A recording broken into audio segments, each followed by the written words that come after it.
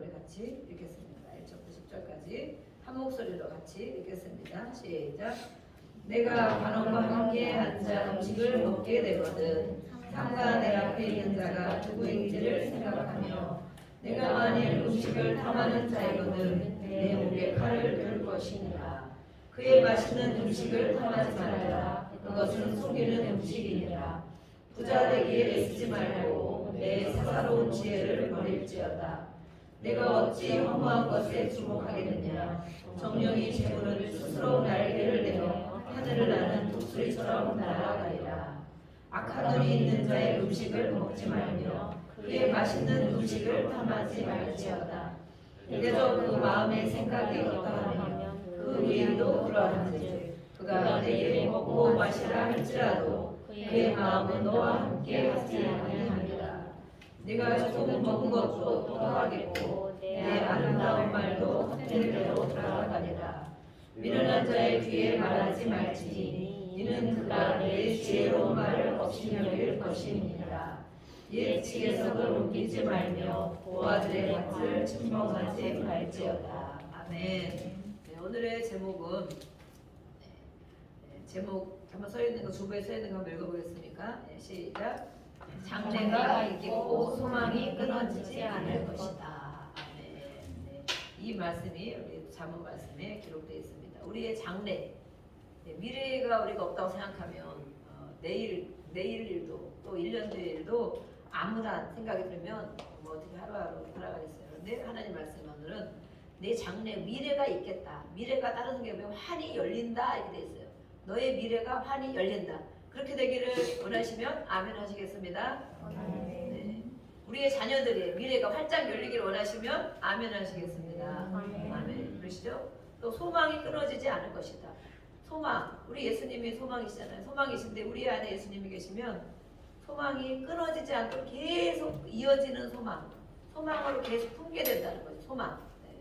그래서 오늘 이 말씀이 우리 가운데 있는데 이 말씀은 무엇을 말하는가? 어떻게 우리가 살아야 장래가 환하게 열리고 미래가 있고 또 소망이 끊어지지 않은 그런 삶을 살게 될 것인가? 우리가 말씀을 한 절 보겠습니다.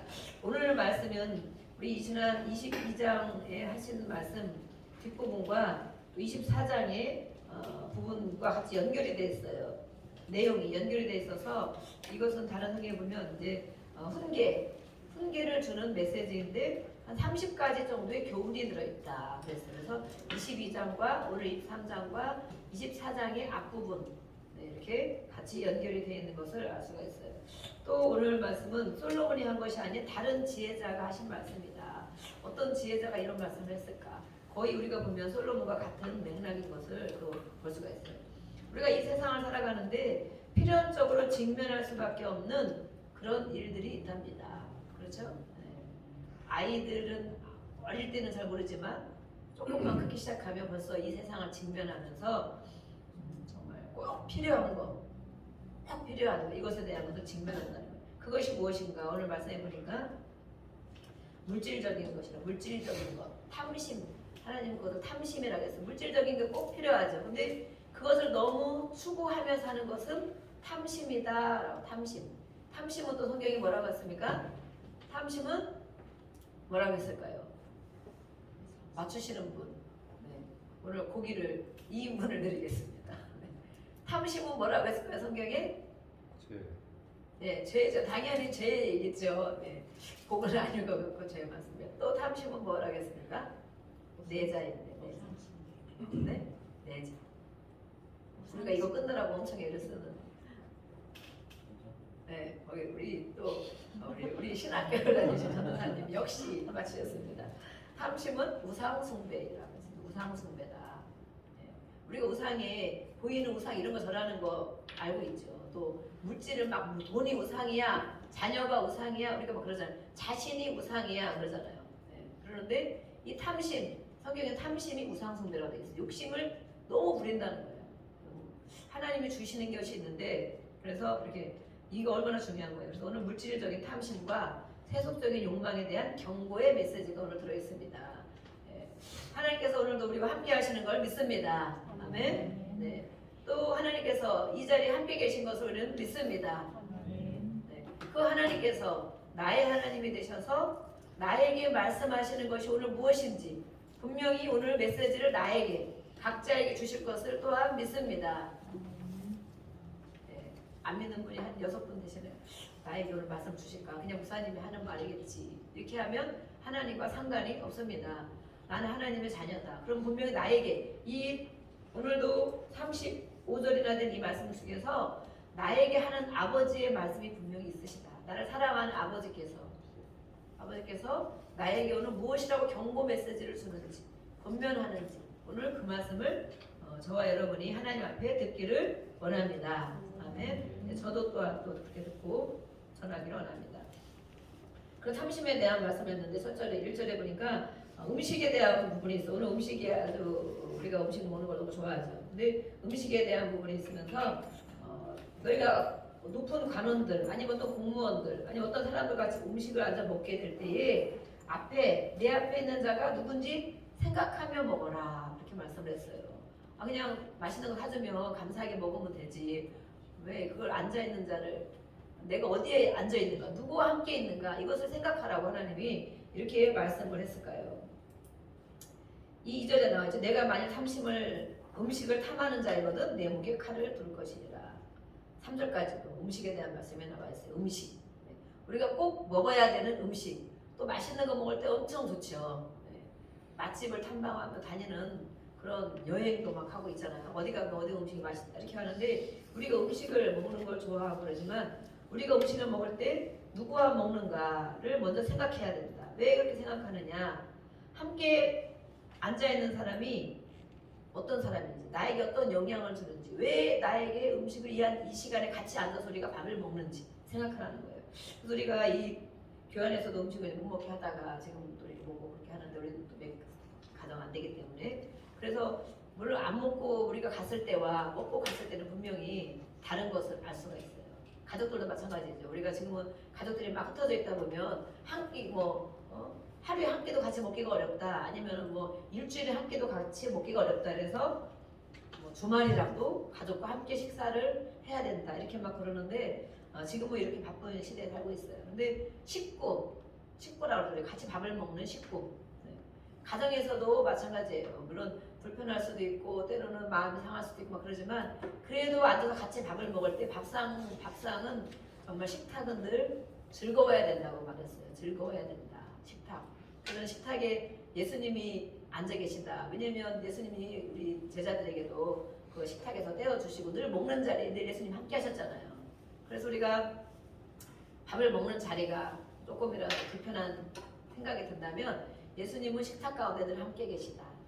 네, 그렇게 하고 즐거운 식사 자리가 가정에서도 되고 교회에서도 해야 되는데 교회에서도 마찬가지로 딱 예배 끝나고 가는 경우도 있지만 그러니까 같이 식사를 나누다 보면 그 시간에 같이 마음을 열 수가 있고 그래서 가족이라고 하는구나 식구라고 하는구나 이것을 알 수 있어요. 근데 이렇게 음식이 정말 중요한데 음식을 먹을 때 내가 누구랑 앉아 있는가 이런 것을 왜 기록을 했는지 여기서 말씀을 하고 있는 거예요. 내가 음식을 탐하는 자이거든 내 목에 칼을 둘 것이라. 음식을 먹기를 좋아하는 자이면 목에 칼을 두라고 이렇게 무시무시한 말씀을 하고 있어요. 목에 칼을 두라. 그러니까 아무거나 주는 대로 덥석덥석 받아먹지 말고 사준다고 좋아하라 하지도 말고 이 경계를 하면서 음식을 먹어야 된다는 거예요. 이 의미를 또 깊이 생각해 보시기 바랍니다. 이걸 다 일일이 하려면 시간이 한 3시간 걸리기 때문에 음식을 먹을 때 음식을 탐한다. 목에 칼을 두고 음식을 먹어라. 이거 얼마나 큰 경고 메시지를 하고 있는가. 맛있는 음식을 탐하지 말아라. 그것은 속이는 음식이다. 이런 일이 많이 있다는 거예요. 세상에서 우리가 물론 친구들 아무 사심 없는 친구들이 아니면 무슨 생일 맞이해서 밥을 사주고 할 수도 있지만 내 앞에 앉아있는 사람이 누군가를 생각할 때 그들이 정말 고관 아니면 높은 사람 아니면 어떤 나에게 목적을 가지고 있는 사람 이런 사람이 음식을 사준다면 그것은 바로 그것을 통하여서 베푸는 그걸 통하여서 우리를 속이려고 하는 것이 들어있다라고 말하는 것이에요. 또 속인다는 것은 보면 꿰다 미끼이다. 우리가 쉽게 말하면 미끼라는 거죠. 미끼이기 때문에 이런 것들을 누가 사준다고 무조건 우리 청년들 그렇죠. 또 우리가 나이가 좀 있는 분들도 어떤 분들이 막 정말 비싼 거, 고급 음식을 막 해주다니 호텔에 보면은 야, 이 음식을 나에게 왜 사줄까 생각해보라는 거예요. 생각해보고 이것이 미끼가 아닌가. 이렇게 음식 잘 먹다가 내가 무슨 일 때문에 걸려들지 않을까. 이 무슨 정치나 막 이런 경제 이런 게 뭐 그런 게 많이 있잖아요. 음식을 잘 사주고 사준 다음에 또 이렇게 봉투도 막 주고 그러잖아요. 아니면 차에다 막 사과 박스 이런 거 막 실어주기도 하잖아요. 근데 진짜 사과가 아니고 거기에 무슨 종이 사과 같은 거 이런 거 들어있어가지고 우리 사과. 근데 그런 것을 우리가 덥석덥석 이 음식만을 얘기하는 것이 아니고 우리가 누구와 만나는가, 그들이 어떤 마음을 품고 나에게 이렇게 하는가를 생각하라는 거예요. 생각하면서 정말 그것이 내가 이것 때문에 속을 수 있고 이것 때문에 미끼에 걸려들 수 있는 것이라면 목에 칼을 두고 먹어야 된다. 네, 먹는 음식 안 먹을 수도 있겠지만 혹시라도 그런 음식을 먹게 된다면 이렇게 여러분한테 말씀을 하고 있어요. 네. 4절부터는 또 부자가 되기에 쓰지 말아라. 이런 사람들은 높은 직에 있는 사람들은 그래도 우리보다는 부자이겠죠. 그렇죠? 네, 우리보다는 부자이겠죠. 그래서 그걸 얘기를 하는 거예요. 이 아들들에게, 우리 하나님의 자녀들에게 세상 높은 관리들, 관원들, 당연히 그들에게 경제력이 있겠죠. 힘도 있고. 네. 그런데 그 앞에 우리가 같이 나누고 그런 사람을 만나기도 하고 같이 음식을 먹기도 하고 그러지만 그들처럼 되고 싶어서 우리가 많이 부러워하잖아요. 부자 되기를 애쓰지 말고 내 사사로운 지혜를 버릴지어다. 우리가 정말 부자 되기를 많이 애써요. 그리고 지금은 꿈이 무엇이냐, 부자가 되는 것, 돈 많이 버는 애들이 막 그런단 말이에요. 그런데 정말 부자 되기를 애쓰는데 하나님 오늘 말씀에 부자가 되기를 애쓰지 말라고 말하고 있어요. 그럼 우리는 무엇이 되기를 애써야 되는가? 그런 생각은 사사로운 지혜를 버리라는 것은 다른 성경에 보니까 그런 생각을 끊어버릴 슬기를 가져라. 부자만 되기를 애쓰지 말라는 거예요. 부자만. 어디도 제가 이 방송에 하나 요즘에 경제를 가리키는 방송들이 있잖아요. 또 청소년들에게 우리 예수를 믿는 사람에게도 경제를 어떻게 잘 배워야 되는가. 돈을 버는 것이 정말 중요하지만 쓰는 것은 더 중요하다. 그죠? 쓰는 것은 더 중요. 어떻게 쓰느냐, 잘 쓰느냐가 더 중요하다. 그래서 그런 방송도 있어서 저도 이렇게 한번 봤어요. 그랬더니 돈 버는 거에 대해서 막 얘기를 했더라고. 제가 또 한마디로보다 또 댓글을 달았죠. 버는 것도 정말 중요하지만 쓰는 것은 더 중요합니다. 거룩한 성부가 되어야겠습니다. 이렇게 썼어요. 네. 그런 걸 보면 누가 예수 믿는 사람이 없다 이렇게 알 수 있겠죠. 거룩한 성부. 네. 돈만 많은 건 우리가 정말 거룩한 부자라고 하지 않죠. 그런데 이렇게 부자 되기를 애쓰지 말라고 하는데 너무 애쓰지 말라는 거예요. 너무 돈만 벌기에만 너무 애쓰지 말라. 우리에게 그런 마음이 다 있는 것을 하나님이 아시는 거죠. 그렇죠? 세상에 살다 보니까 너무 필요하고 또 부자들을 보면 너무 부럽고 그런 마음 많이 있잖아요. 그걸 하나님이 아시는 거예요. 우리가 그런 마음 있는 것을 아시기 때문에 오늘 이런 말씀을 너무 애쓰지 말아라. 또 자제하는 지혜를 가져라. 이것은 뭐냐면 다른 성경에 제가 많이 이렇게 한 3권, 4권 이렇게 보면서 이렇게 해왔잖아요. 건강을 해친다. 건강. 돈만 벌기에 쓰다가는 건강을 해친다. 네. 또 분수에 맞게 사는 지혜를 배워라. 그럼 하나님이 우리에게 말씀하는 것은 돈을 많이 벌어서 이 부자 관리들처럼 돈을 많이 벌어서 많이 쓰는 것 이것을 잘한다고 하시는 것인가? 그게 아니라는 거죠. 속마음. 하나님이 우리에게 하시는 말씀, 우리가 자녀들에게 하는 말씀처럼 자녀들에게 하는 야 공부 열심히 해. 1등 해야지. 그렇게 할 수 있어요. 그렇죠? 그렇지만 공부만 열심히 하고 1등 되고 몸이 다 망가지고 힘들고 맨날 코피 쏟고 그래도 괜찮다고 생각할 부모가 있을까요? 네, 없겠죠. 차라리 그런 거 보면 야 이거 그만해. 1등 하지 마. 차라리 5등을 하더라도 10등을 하더라도 엄마는 아빠는 네가 건강한 걸 더 원해. 그런 거 정말 진짜 부모가 아니겠어요? 야 지금 열심히 해야 돼. 코피 쏟는 거 괜찮아. 괜찮아. 나중에 그거 괜찮아질 거예요. 나중에 약 먹으면 돼. 이러면서 막 1등만 하기를 성공만 하기를 그렇게 바라는 부모가 있다면 생각해봐야 돼요. 진짜 나를 어디서 주워왔는가 생각해봐야 돼요. 하나님이 오늘 우리에게 이렇게 말씀하고 있는데 부자 되기를 너희가 정말 원하는데 그렇게 너무 애쓰지 말아라. 여기 성경에 담겨있는 것은 너무 애쓰지 말아라.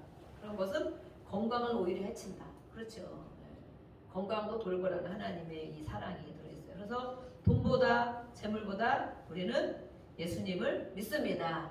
아멘. 왜? 왜냐하면 같이 겸하여 섬기지 못한다고 했기 때문에 이렇게 돈만 벌기를 원하지 않는다고 우리가 하나님 앞에 고백해야 되겠어요. 돈은 당연히 벌어야 되지만 너무 애쓰지 말라고 이렇게 말씀하고 있어요.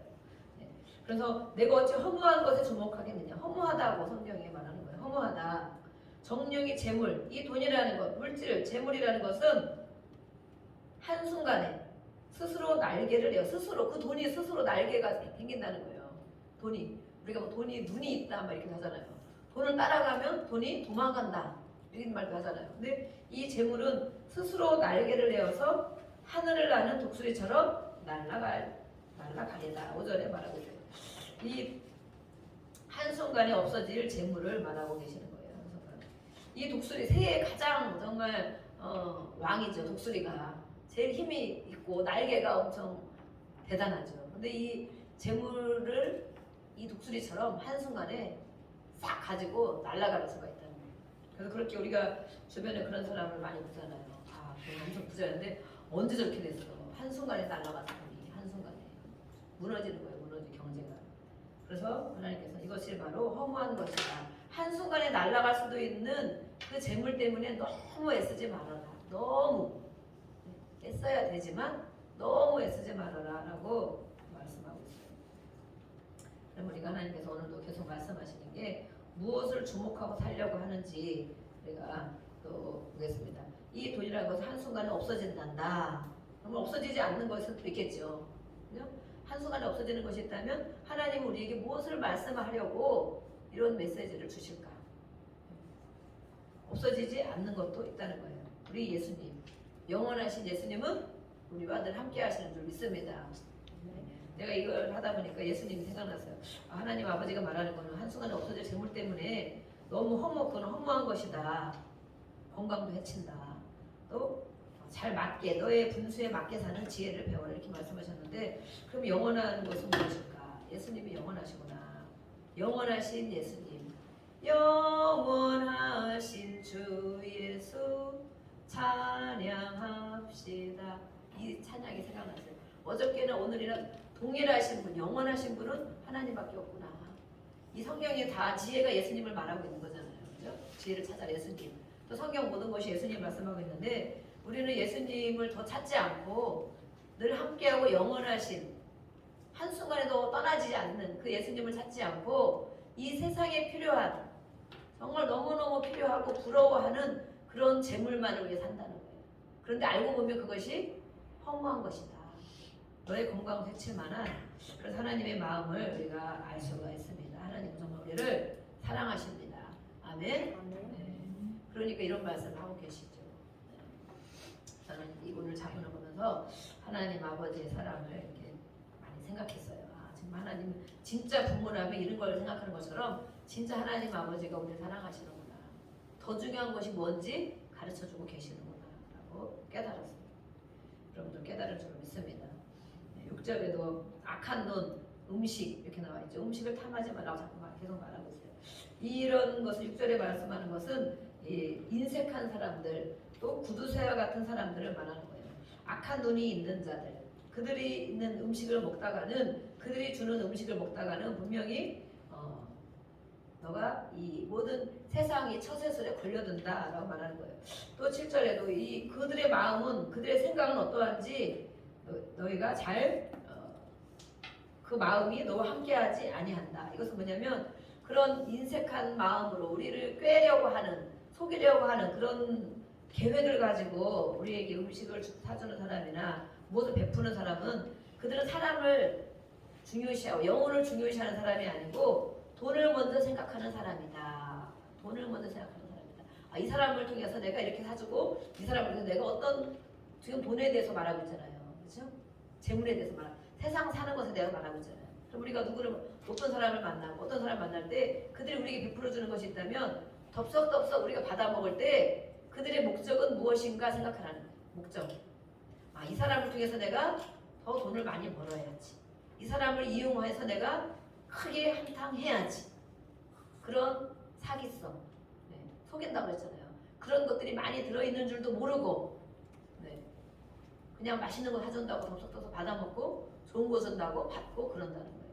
그래서 우리가 나에게 그렇게 하는 사람이 있다면 내가 같이 앉아있는 사람이 누군지 그 영혼, 영적인 그 마음, 그 사람의 마음을 먼저 알아야 된다라고 말하고 있어요. 네, 7절, 8절, 9절 우리 지난번에 한 거 같이 이렇게 들어있습니다. 그래서 넘어가고 이거 10절까지 했습니다. 11절부터 우리 14절까지를 읽겠습니다. 10절부터 11절 시작. 대적 그들의 구속사는 강하시니 그가 너를 대적하여 그들의 원한을 풀어주시리라. 훈계에 착심하며 지식의 말씀에 귀를 기울이라. 아이를 훈계하지 아니하려고 하지 말라. 채찍으로 그를 때릴지라도 그가 죽지 아니하리라.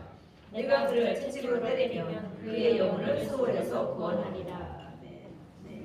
우리 아이들은 어렵죠. 뭘 자꾸 채찍으로 때리라고 훈계하라고 막 이렇게 얘기를 하나님이 정말 이렇게 우리를 때리려고 저렇게 하시나.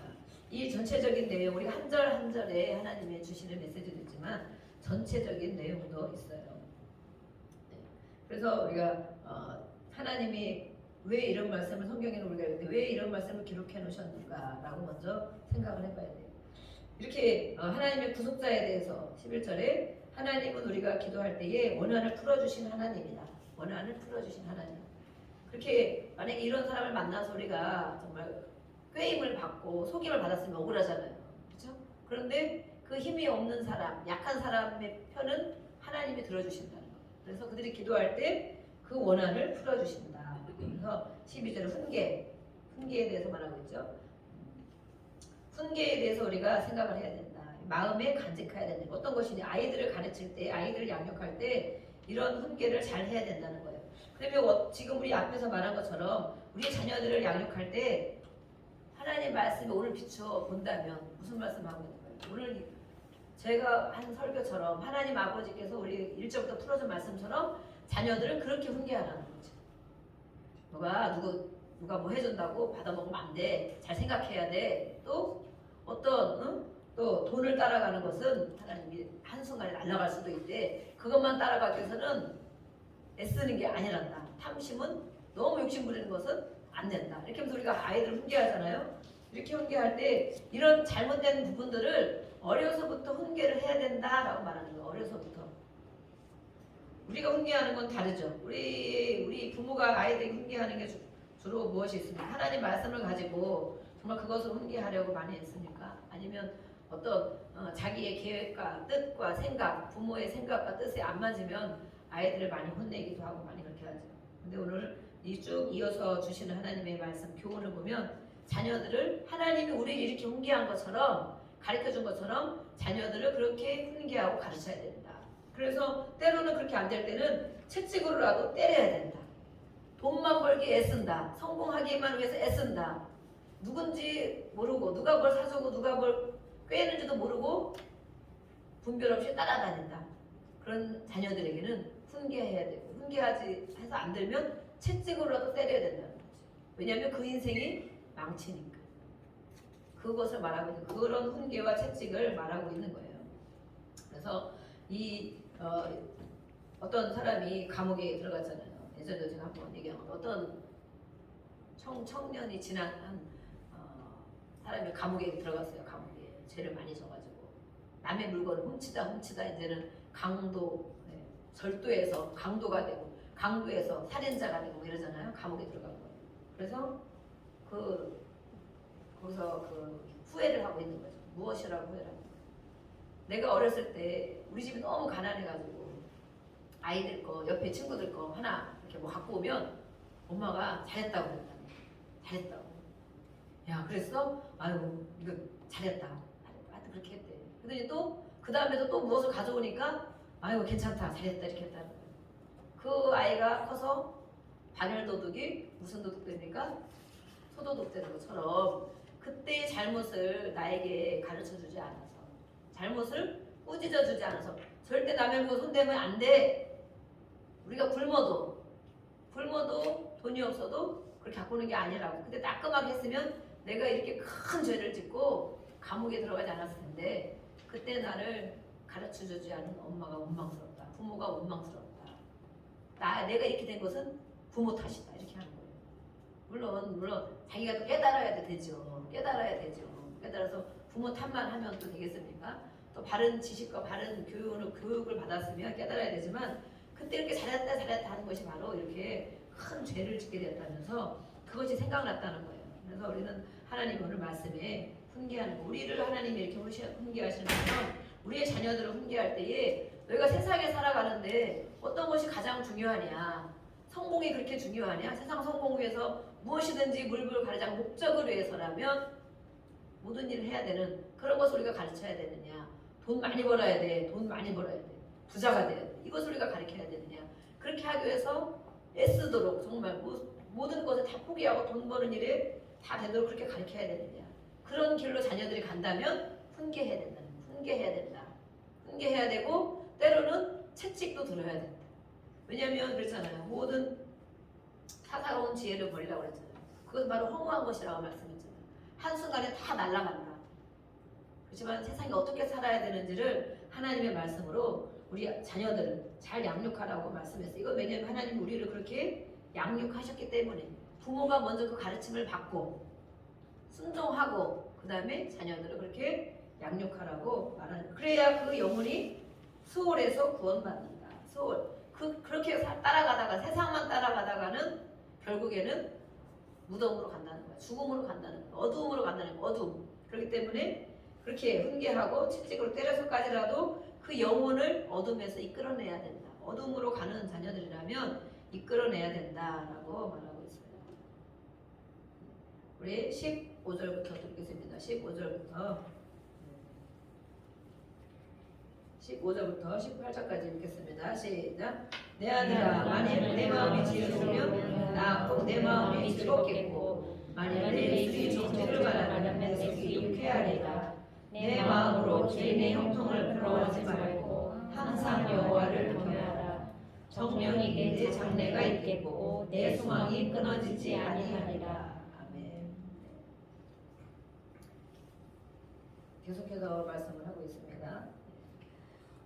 내 아들아, 내 마음이 지혜로우면 너가 지혜로우면 내가 즐겁다.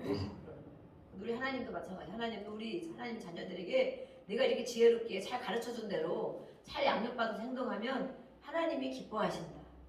그렇죠? 하나님이 기뻐하신다. 우리 부모가 기쁜 것처럼 기뻐하신다. 그리고 정직을 말하면 내 속이 유쾌하리라. 정직하기를 원하시는 그 상대편의 정직을 말하는데 왜 내가 기쁘냐는 거예요. 그렇죠? 그것은 하나님께서 우리를 그렇게 교훈하시고 잘 가르친 대로 그렇게 산다는 것을 입증하기 때문에 기쁘다는 거예요. 부모가 가르친 대로 아이들이 잘 행동할 때 우리가 기쁜 것처럼 하나님이 기쁘시다. 그 마음으로 17절 18절 말씀에 우리가 요절에 제가 기록을 해놨습니다.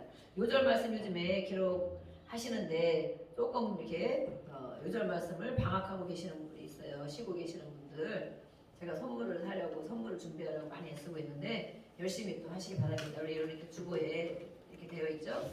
주보도 뭐가 되어 있는지도 모르시는 분은 없겠죠. 네, 주보에 보면 이렇게 요절을 기록하게 되어 있어요. 8개, 때로는 10개, 때로는 5개 이렇게 되어 있어요. 그래서 물론 다 소중한 말씀이지만 우리가 살아가는데 정말 이런 말씀을 꼭 암송을 해야 되겠다. 마음에 새겨야 되겠다 하는 말씀들을 제가 기록을 해놓는데 열심히 또 하시는 분들이 있어요. 오늘 아침까지도 또 카톡에 막 인증샷이 왔어요. 했다고. 그래서 우리 말씀을 기록을 한번 해보시면 또 달라요. 또 더 중요한 거냐면 우리 전사님이 또 아침마다 말씀을 이렇게 거기다 보내주시죠.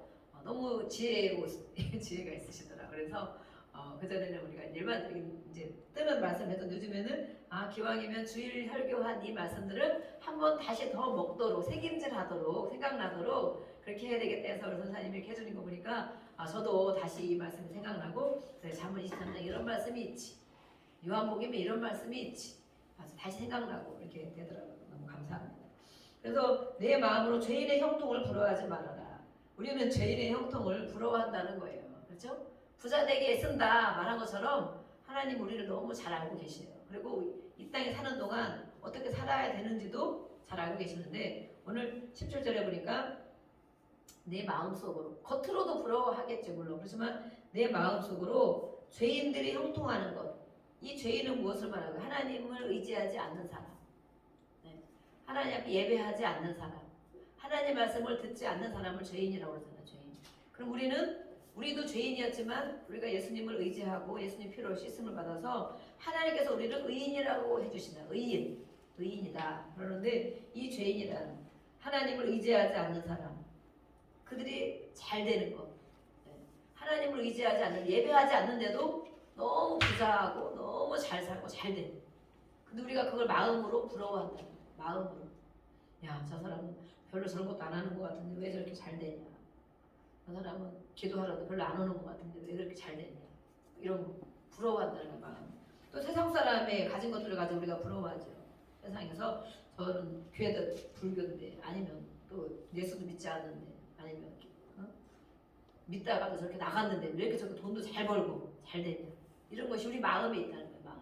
그들을 볼 때 그들을 볼 때 그런 마음이 들지 않습니까? 여러분들 잘 되는 사람 보면 야, 저 사람 정말 잘 됐네.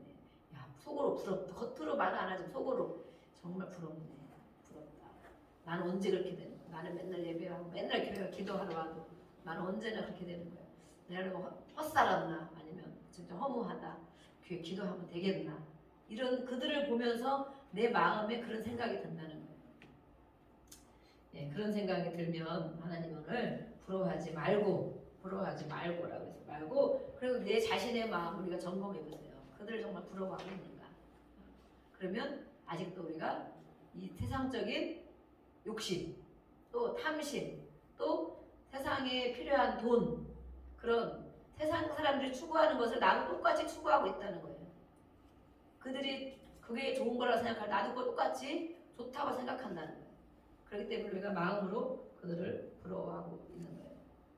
저도 그전에는 그게 많이 부러웠거든요. 근데 어느 순간에 되니까 저희 친구들도 잘 살고 그래요. 잘 살고 뭐 남편들도 엄청 잘해주고 자녀들도 뭐 S대 이런데 서울에서 유명한 데 가고 막 그런단 말이에요. 그러면 잘 살고 돈도 또 많이 있고 그래서 주변에 잘 살고 사람들이 많이 있더라고. 제가 보니까 더 어렵고 막 이런 사람이 많이 없고 어쨌든 이렇게 친구들이 이렇게 막 살아요. 또 보면 막 그런 얘기를 하잖아요. 명품 백도 막 맨날 올 때마다 바뀌어서 들고 오고 막 이런단 말이에요. 근데 그전에는 차이가 제가 너무 수능 차이가 많이 난다고 생각해서 아예 부러워할 생각을 못했는데 한동안은 이제 그런 가끔 이렇게 만나다 보면 이 집에 들어올 때는 마음이 허무한 생각이 저도 막 드는 거예요. 지금은 그렇지 않습니다. 그래서 아유 쟤들은 뭘 정말 잘도 갔네.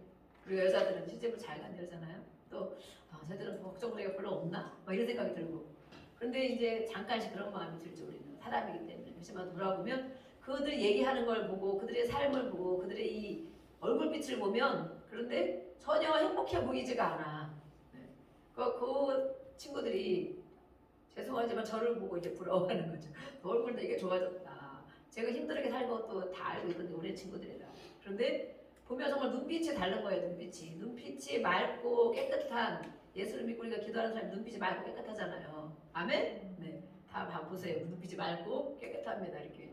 그런데 그렇게 잘 살고 자식도 잘 되고 남편도 승승장구하고 막 이러는데도 보면 얼굴이 이렇게 정말 너무 이 눈빛이 안 좋고 얼굴이 정말 안 좋더라고. 그래서 제가 전도할 때는 그렇게 전도해요. 그들에게 전도할 때는 너희는 잘 먹고 잘 살고 그러니까 기도할 일도 없고 예수님 믿을 필요도 없겠지? 내가 그렇게 그러면 막 자기 생각에 이제 안 그렇죠. 마음이 평안하지 않잖아. 그 대신 분명히 마음이 평안하지 않거든. 마음이 얼굴로 나타나잖아요. 얼굴로.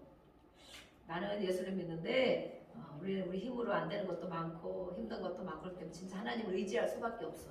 기도하러 갈 수밖에 없어. 그런 사람들이 예수님 믿는 거야. 그리고 나중에 그런 사람들 하나님이 은혜를 주시고 회복도 주시지만 결국에 천국에까지 인도하신다. 천국. 그런데 이 땅에서 잘 먹고 잘 살고 그런 사람들 이 땅에 천국을 다 누리기 때문에 천국을 갈 필요가 없을지도 몰라. 네, 그렇게 얘기를 해요. 제가 그렇게 얘기하면 이 친구들이 뭐가 맞는 것 같은데 잘 들어보니까 또 아닌 것 같고 그렇다면 자기 천국에 다 가고 싶잖아요. 야, 사실은 안 그래. 우리도 힘들어. 우리도 야 나도 마음에 근심이 많아. 걱정거리고 이렇게 막 자기 걸 털어놓는 거야. 거꾸로 이렇게 막 짚어놓고 나니 그러면 그렇지 알고 있지 저는 그렇지만 그래 그러면 야 너 정말 너 예수님 믿고 천국 가야 되겠다. 너 예수님 믿고 정말 기도해야 되겠다. 제가 그렇게 전도를 하고 말씀을 전할 때가 있어요. 근데 오늘도 이 사람들의 세상 사람들이 잘 되는 것을 보고 부러워하지 말라고 말씀하고 있어요.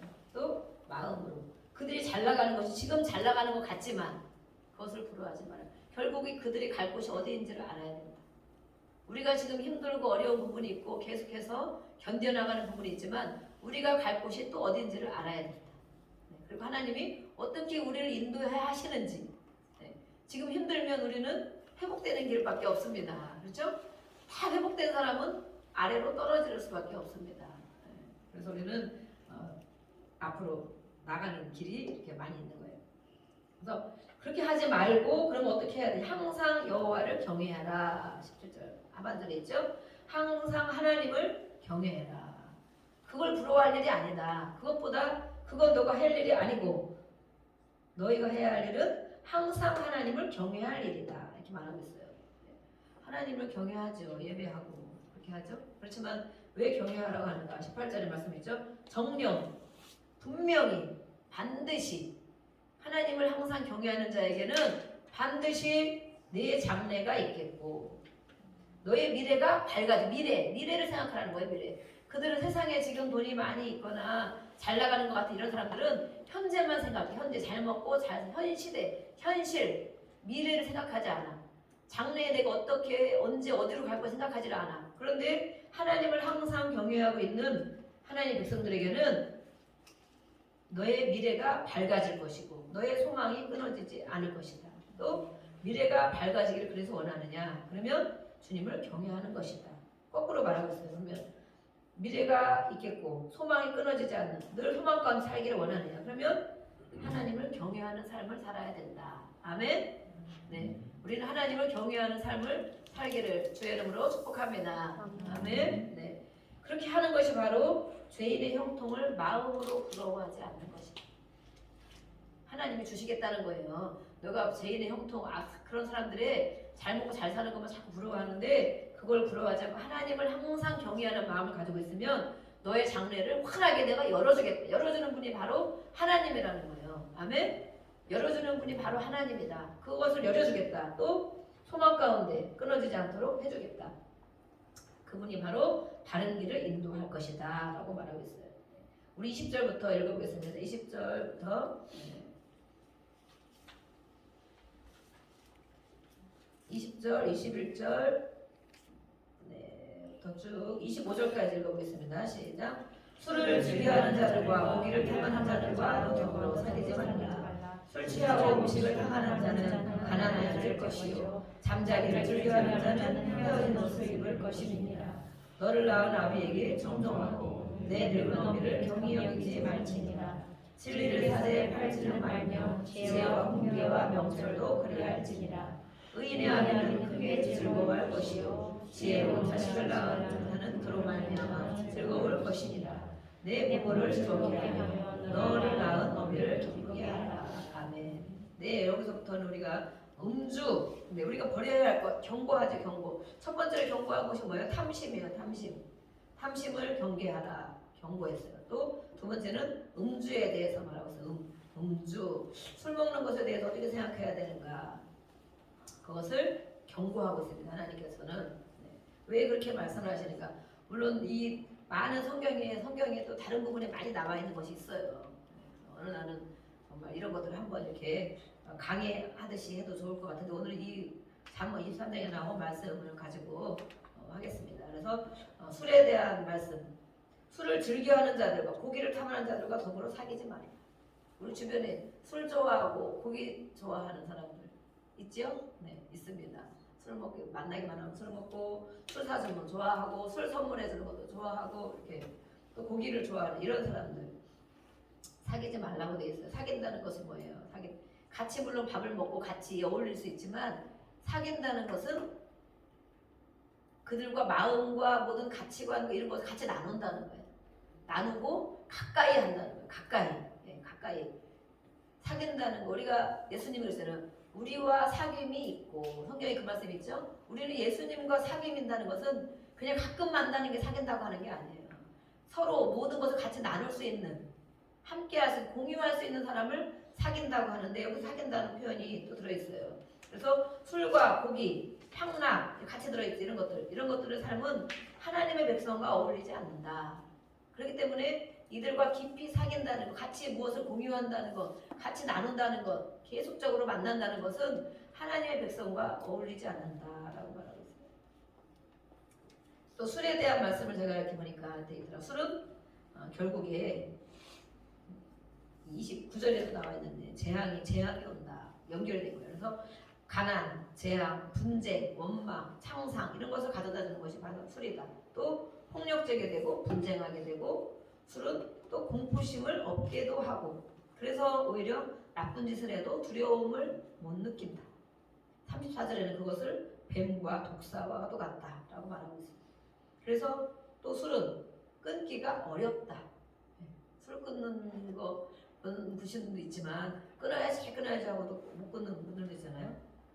술에 유혹적인 성격이 있기 때문에 술에 빠지고 취하면 정신을 잃게 되고 또 술로 인하여 최고의 기쁨을 누리기 때문에 술을 끊지 못한다. 또 술을 먹고 술로 인해 고통을 받기도 하고 또 그것이 계속해서 악순환을 일으킨다라고 말하고 있어요. 악순환. 그게 바로 35절에 같이 연결이 되어 있어요. 그래서 술에 대한 신앙적으로 어떻게 우리가 술에 대한 것을 어떻게 봐야 되는가? 술은 그렇죠. 우리가 술은 취하지 말라고 했죠. 술을 먹지 말라는 말씀이 어딨냐? 술을 안 취하면 되지. 약술로 먹으면 되지. 또 이렇게 술에 대한 것을 우리가 보편적으로 얘기를 하잖아요. 그런 사람들의 마음 어떤 마음이 들어있을까요? 조금씩 먹어도 조금씩 먹고 싶다는 거지 결국은 그죠? 조금씩 먹고 싶다. 안 먹는 사람은 전혀 그런 의도가 없고 그런 생각이 없는데 뭔데 술 취하지 말라겠냐? 한 잔씩 먹어도 되지. 그런데 그거는 속의 속마음은 무엇이냐? 한 잔씩 먹고 싶다. 이걸 한 잔씩. 한 잔씩 먹고 싶으면 그 술에 어떤 영향을 주느냐를 안다. 그 술 맛을 안다는 거죠. 술 먹으면 기분이 좋아지거나 술 먹으면 근심 걱정을 잊어버리거나 그런 게 있기 때문에 한 잔씩 먹어도 되지 이렇게 얘기를 하는 거예요. 근데 오늘 성경에서는 또 술에 대해서 뭐라고 말씀을 하는지 알 수 있어요. 그 술과 고기는 향락, 연락 이런 걸 말하고 있어요. 성경에도. 그래서 향락을 좋아하는 자는 살았으나 죽었다. 죽은 자다. 디모데전서 5장 6절에 말하고 있어요. 그런 걸 좋아하는 자들은 살아있는 것처럼 보이지만 사실은 죽은 자다. 육적으로는 살았으나 영이 죽었다는 거예요. 영이 죽은 자다. 이렇게 말하고 있어요. 그래서 우리 안에 있는 이런 정말 향락스러운 것들 하나님께서 오늘 경고하고 있는데 하나님의 백성들에게 어울리지 않는다라고 말하고 있습니다. 또 이 이후에 또 나오니까 우리가 보겠습니다. 이 술로 인한 피해들, 술로 인한 피해가 계속해서 또 몇 절 나오고 있는데 이것을 보면 성도들의 경건한 생활에는 아무 유익이 못 되는 것을 알 수 있다. 그렇죠. 성도는 뭐예요? 성도는 거룩한 하나님을 섬기는 자들, 하나님 섬기는 자들에게는 이런 것과 어울리지 않는다. 또 그것이 유익이 되지 않기 때문에 하나님께서 술에 대한 향락에 대한 것들을 이렇게 경고하고 있다고 말하고 있습니다. 우리 26절부터 보겠습니다. 26절 35절까지 또 다 읽겠습니다. 26절부터 시작. 내 아들아 내 마음을 내게 주며 내 눈으로 내 길을 즐거워할지어다. 대저 음녀는 깊은 구덩이요 이방 여인은 좁은 함정이라. 참으로 그는 강도같이 매복하며 사람들 중에 사악한 자가 많아지지 않느니라. 재앙이 누게 있느뇨 근심이 누게 있느뇨 분쟁이 누게 있느뇨 원망이 누게 있느뇨 까닭 없는 상처가 누게 있느뇨 붉은 눈이 누게 있느뇨 술에 잠긴 자에게 있고 혼합한 술을 구하러 다니는 자에게 있느니라. 포도주는 붉고 잔에서 번쩍이며 순하게 내려가나니 너는 그것을 보지도 말지어다. 그것이 마치 내 뱀같이 볼 것이요 독사같이 쏠 것이며 또 내 눈에는 괴이한 것이 보일 것이요 내 마음은 구부러진 말을 할 것이며 노자같이 될 것이요 돛대 위에 노자 같을 것이며 내가 스스로 말하기를 사람이 나를 때려도 나는 아프지 아니하고 나를 상하게 하여도 내게 감각이 없도다. 내가 언제나 깰까 다시 주를 찾겠다 내가. 아멘. 술에 대한 해석을 이렇게 자세하게 해놓고 있습니다. 20절, 21절 이렇게 본 것처럼 그 다음 22절, 23절, 24절에는 부모에 대한 말씀을 더 하고 있어요. 부모는 어떤 분이냐. 여기서 말하는 부모. 성도 우리 모든 사람이 부모를 공경해야 되죠. 모든 종교들도 부모 공경을 이야기하고 있죠. 그렇지만 예수를 믿는 사람이 사실은 제일 효도할 수 있고 효도해야 된다는 거예요. 이 효도라는 것은 우리가 부모를 공경한다. 효도라는 것은 우리는 이 제가 모든 우리의 삶이 우리나라의 문화가 유교적인 문화가 뿌리가 깊은 유교적인 뿌리가 깊기 때문에 우리는 이 효도 또 공경 이런 걸 말하면 어떻게 하면 부모를 잘 모시느냐 육신적인 것이 많이 담겨 있어요. 근데 성경에서 말하는 효도는 무엇을 말하느냐? 성경은 하나님의 관점으로 보는 것이 하나님의 관점. 네. 그래서 이 부모를 기쁘게 해야 된다. 또 근심하게 하면 안 된다. 또 어미를 기쁘게 한다. 이런 말씀이 들어있어요.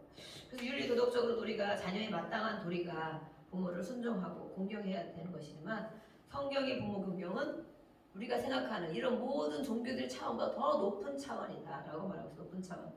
왜냐하면 부모에 대해서 먼저 알아야 된다는 거예요. 부모. 자식은 물론 부모에게 그렇게 도리를 해야 되지만 그럼 부모는 어떻게 해야 되느냐? 부모를 먼저 말하고 있다. 우리 부모된 우리들. 경건한 부모라면 경건한 부모에 대해서 성경은 말하고 있어요. 그 자녀를 신앙 안에서 양육하고 또 교훈하며 육신의 생명뿐만 아니라 영생에 이르게 하는 지혜까지 전수해 주신 분이다. 그 부모를 23절에 말하고 있어요. 이런 우리 부모에게 또 우리의 영혼을 하나님 앞으로 향하게 인도하는 분, 그분이 바로 부모이다. 우리 부모님들이 우리를 그렇게 인도하셨습니까? 하나님께로 우리 영혼이 가도록 인도하시고 또 하나님 안에서 신앙 안에서 자녀를 양육했고 우리를 양육하고 교훈하고 그렇게 하셨습니까? 그런 부모님도 계실 수 있어요. 하나님을 가르쳐주고 예배를 가르쳐주고 인도하고 또 가게 하고 성경 말씀에 대해서 본인이 살아내면서 그렇게 보여주고 그런 부모님을 말하고 있어요. 그런 부모님. 그렇기 때문에 그런 부모님을 경건한 그런 부모님을 자녀들은 마땅히 공경해야 된다. 왜냐하면 육신의 생명, 일반 세상 부모는 육신의 생명만 주잖아요. 육신의 생명만 주고 또 어떤 일반적인 세상적인 교육 이런 것만 가르쳐주는 부모지만 하나님을 섬기는 경건한 부모는 하나님을 가르쳐준다. 거기에 영혼이 어떻게 해야 천국을 가는지 어떻게 해야 영혼이 잘 되는지를 가르쳐주고 교훈해주고 인도해주는 그런 경건된 부모이기 때문에 오늘 성경에서 이 부모를 공경하라 부모를 순종해라 하는 것은 그런 부모를 말하는 거예요. 전제가 바로 그런 부모를 말하는 거예요. 그런데 너의 영혼까지 그렇게 인도하는데 그 부모에게 순종해야 되지 않겠느냐? 또 그 부모를 기쁘게 해야 되지 않겠느냐? 이렇게 말하는 거예요. 그래서 우리는 부모의 책임이 얼마나 크다는 것을 알 수가 있습니다. 네. 자녀들에게만 이렇게 해야지라고 말하기 전에 경건한 부모가 되어야 되겠습니다. 아멘. 네, 우리는 경건한 부모가 되어야 됩니다.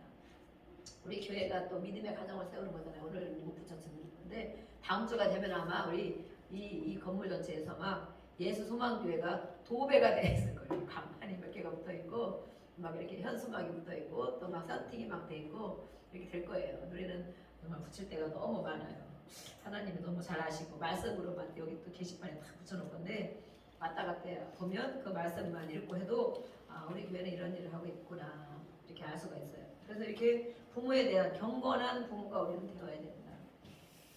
그렇게 하는 것이 바로 하나님이 원하시는 것이다. 그런데 그 부모의 말을 안 듣고 그 부모의 기쁘게 하지 않고 그 부모를 근심되게 하면 되겠느냐 이렇게 말하고 그래서 십계명에도 또 예수님도 신약의 사도들도 하나같이 부모 공경의 도를 가르치고 권면하고 있습니다. 왜냐하면 이렇게 영혼까지 인도하는 하나님을 가르쳐주고 하나님께로 향하게 하고 그런 부모인데 너희가 부모에 순종해야 되지 않겠냐. 성경에서 모든 그런 것을 이렇게 볼 때 보면 우리가 육신적인 눈으로 생각하는 것이 아니고 영혼을 정말 우리 아이들에게 맡겨준 아이들에게 영혼을 인도해야 되는 부모가 되어야 되겠구나.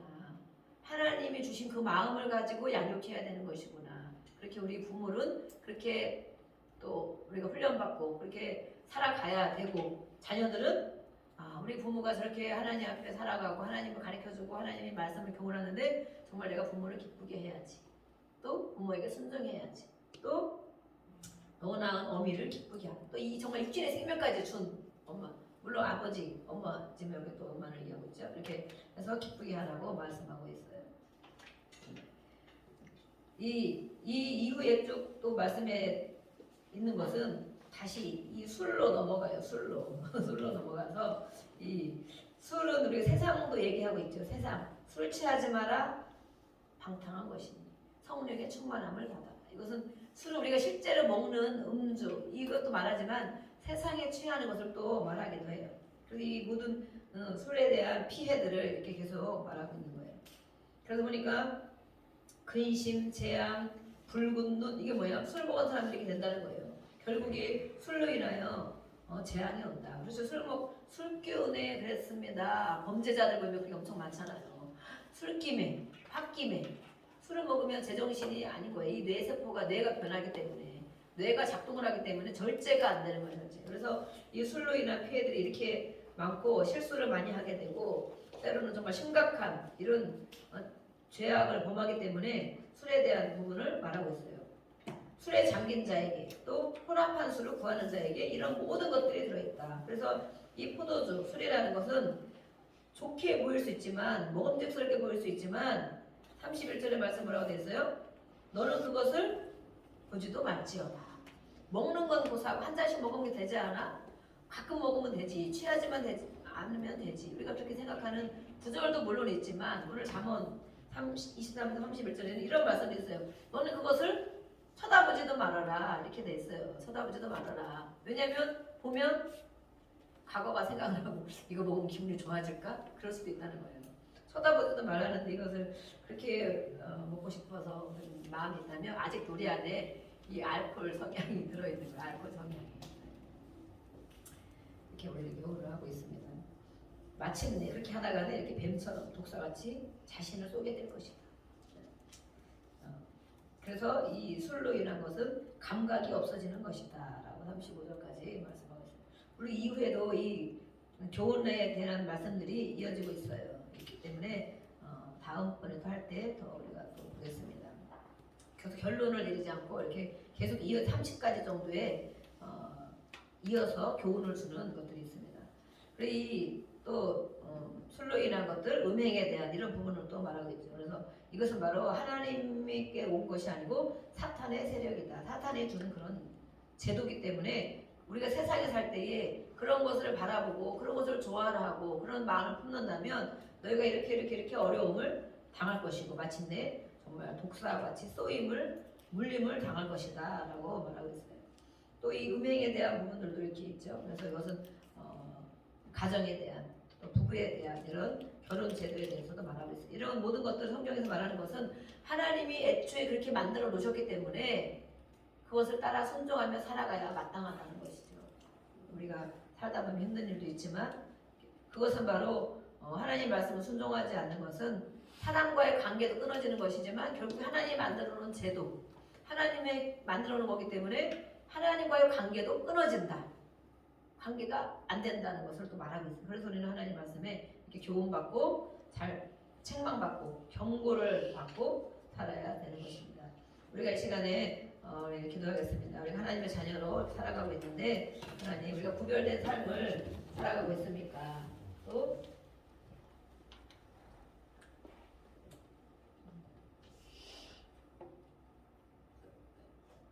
성도로서 그렇게 살아가고 있습니까? 우리가 보기를 원합니다.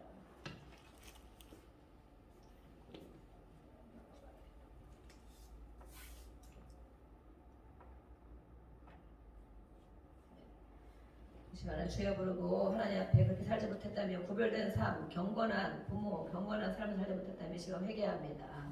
하나님께서 우리를 그렇게 양육하셨는데 우리가 잘 배우고 우리도 그렇게 자녀들을 양육하게 해주시고 세상만 바라보며 또 부러워하고 그렇게 했다면 정말 그것도 회개합니다. 하나님 그것이 아니고 하나님을 항상 경외하는 것을 잊지 않게 해주셔서 하나님이 주시는 것을 누리게 하여 주옵소서. 하나님 주시는 것은 온전한 것을 우리에게 주십니다. 그래서 우리의 미래를 주시고 하나님 해결해 주시는 그 진리 가운데 인도하시는 것을 우리가 순종하며 따라가기를 원합니다. 이 시간 우리가 주여 한번 부르고 같이 기도하겠습니다. 주여 하나님 아버지 감사합니다. 오늘도 우리에게 말씀하여 주시니 감사합니다. 아버지 하나님, 하나님 사랑하는 하나님의 자녀들에게 주님 말씀하여 주셨습니다. 너희가 부러워할 것이 무엇이냐? 너희가 탐심을 가져서 되겠느냐? 너희가 세상에 산 살았다고 세상 것만 추구하고 살아서 되겠느냐라고 말씀하고 있습니다. 세상에 취하는 것은 바로 술에 취하는 것과 마찬가지다. 세상에 있는 것을 성공하려고 너무 애쓰지만은 이 재물은 한순간에도 없어질 수 있는 것이 바로 재물이다라고 말하고 있습니다.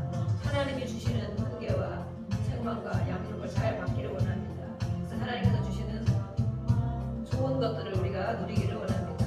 하나님이 무엇을 주시기를 원하십니까? 하나님을 경외하는 자에게 하나님이 주는 형통이 있습니다.